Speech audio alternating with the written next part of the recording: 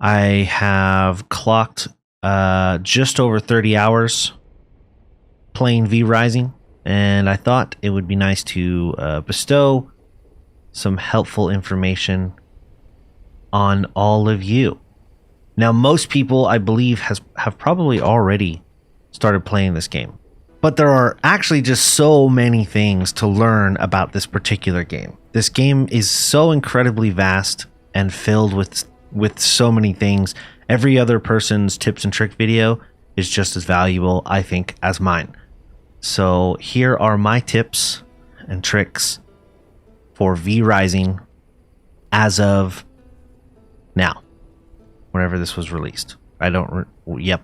Okay. So my first beginner tip, or tip for those getting started, or things maybe people miss tip, is stay off the road. This is pretty simple. The road has generally less cover than the forest does in general. Also, on the main road, you're going to bump into a lot of this a lot more often than you want to. And if you get the wolf upgrade, which is the first one, you can travel around beasts with no question whatsoever. And that's most beasts, if not all beasts. You're going to find yourself in more shade, and you're going to find yourself in less trouble. Trouble. But my second tip is the reason why I'm up here in this part of the map in the first place. The first thing I get every time is a horse. Horses are super valuable. Very important. You're going to not be able to really get them. I mean, you won't get them at all in the first area. You're going to get them in the second area, the Dunley Farmlands, and they're pretty easy to get a hold of, especially at night. You can just kind of sneak up, grab one, and take off. There are some areas, like I believe there's a like horse ranch or something over here, or like racetracks or something like that. But I generally get mine from over here. I think I picked mine up from one of these spots right over here. Really quickly, turn around, left. The horses have an inventory, and it's pretty easy to manage. When you're on the horse, you press tab, and you have these little water-filled canteens. I think you get these a lot more frequently than you realize, and I don't use them for anything, so generally I just put them right into this. But you can see he'll be my horse for 27 hours. They also have stats. Again, this is all early game stuff. So I generally start the game out. I run up here immediately because you can kind of get around everything, and then I come up here and grab a horse, and then I go find somewhere to start a base, which leads into my third tip, which is travel before you start building. I don't think down here it's fun at all to build. If you're on a populated PvP server, this is going to be really hard to find a base down here, but if you can, find one towards the middle, towards Dunley Farms as close as possible. Or if you can, just build in Dunley Farms. This is a PvE server that I'm just kind of testing things out on. Building further away from all this base stuff, the only issue with it really is going to be down to travel in these little areas, because it's going to be hard to get to some of the bosses. Like the first couple bosses are kind of all right here. And if you're up here, you're going to have to travel all the way down to get them. I do want to throw in let's call this a little side tip. You'll notice that I'm on my horse. So let's say you've run down here. You've gotten your horse first. And if you're smart, you put a base right next to a portal. And as a little side tip, like I said, you can travel with your horse, as a matter of fact. Fast travel wherever you want with your horse. So you can kind of get to where your boss is or your enemy is, wherever you need to go, and then have a ride home for a quick escape, or at least get back, into the grind of the game. My fourth tip, this is going to be a little hard to show. I think my best bet is probably to go into the copper mine. Copper mine? My fourth tip is to use the spear. Now, I know right off the top, the spear is very forward attack facing. It doesn't have a good AoE at all. It doesn't have a good like area control whatsoever. It's just like whoever's right in front of you. It's not hard to aim in this game. Whatever your mouse is on, you're aimed at. But I'll show you some of the things I lean on the most when it comes to the spear. First off is distance. Look how much further I am away from these guys and I'm able to hit. And if you can get just the right time to stop someone. I would also like to recommend to the or point out as well the rate of attack that you have with the spear. I think is very nice. All right, I'm just gonna kind of get into it with this guy so you can see a couple things. So this guy has one of the biggest spin attacks that you can have that I've dealt with when it comes to an enemy. See that? I don't know. It was hard. It's hard to catch. Ooh, I hit him with something else. There you go. I did it again. The distance the reach that you have is really nice with the spear, and I would recommend kind of just for that. Also, overall, the damage is really straightforward. Obviously, you're gonna have to keep on top of your aim. I generally play a lot of games as an archer anyway, so maybe this is just a smidge easier for me than maybe it is someone else. But that is my fourth tip.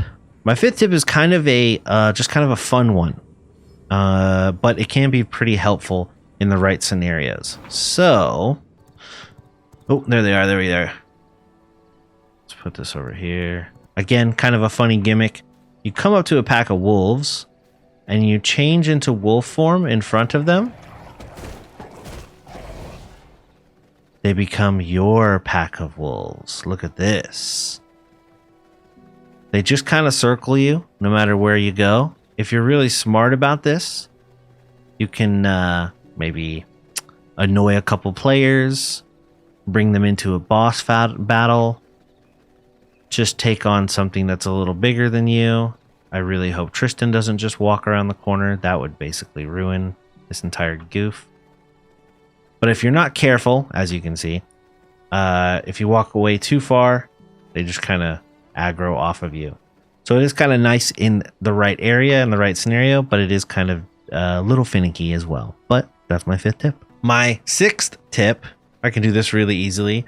So a lot of times when you're fighting these things, you will, eventually they give the option to feed. Let's go ahead and stab a couple.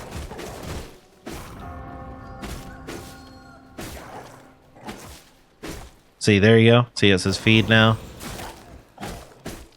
That one says feed, and now that one says feed as well. When it says feed, when you're kind of in it, you're just going to pay attention to when it says feed, and then what percentage you can get off of them. If you're sneaky with it... Oh, well, okay, well, we're not sneaky at all right now. We're on a loud horse. I didn't think that through at all. Is when you're walking up on characters, if you can see them ahead of time, so you notice these characters up here, if you hover over the character, the enemy, you can see their percentage and what percentage blood type they are and what percentage they are. Just to get an idea. Do you want to waste your time with this fight? Do you even, like, if you need blood, you're going to grab whatever you can. But all these guys, nobody seems to be over 4 or 5. There's a 6 warrior there and a 1 rogue. So kind of useless in this particular scenario, but it can kind of help you do a little bit of recon before you get yourself into a fight that you don't necessarily even need to be a part of. My 7th tip. If you have the right tier of item upgraded, so if it's copper, then it will work on anything that is required for copper to gather. Did that make sense? Hold on, let me try that again. If you build a tool at the tier level that's necessary to gather a resource, any tool at that tier level will work to gather that resource. Just other tools gather resources more efficiently. There you go. So you don't need a mace to mine out quartz, let's say, but you will get more quartz per swing. Whereas if you just use a sword, you're going to get less.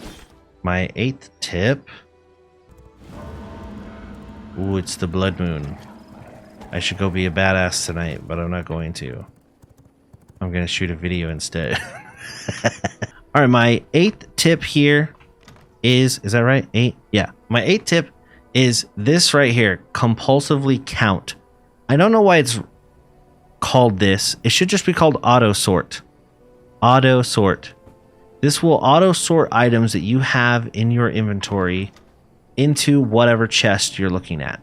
So all these items here I have in here, if you hit compulsively count, it will auto take items out of your chest or out of your inventory and put them into a chest. Alternatively, you should also be sorting your items to kind of get yourself organized. And then on top of that as well, just a little side thing since we're here, you can name these chests. Stuff, confirm, and this will be labeled stuff. And when you go to open it, a regular chest will just say open, and a named chest will say open, and then it'll tell you what is in that chest. That just helps with organization. All survival games are in need of organization, so do yourself a favor and organize. And my 9th and final tip requires us to start a new game. This game, one of its core mechanics is that every time you start a brand new server with a friend or whatever, you start with a brand new character. Your character doesn't travel with you along to other servers. You can't bounce around like that. When you start a new server, you start with a new character. Let's say you're just trying to test some stuff out. You've been playing a regular game with your friends on an official server or on a friend server. You're having a lot of fun. You're at iron level, la-di-da. Go down here to advanced game settings. And if you scroll down, multiplayer, starting equipment, right here in the top, the starting equipment and starting resources. You can set it to a gear level that's a little more akin to where you already are. You can also just kind of blow this out and just be like, there, hey, I just so happen to have all that.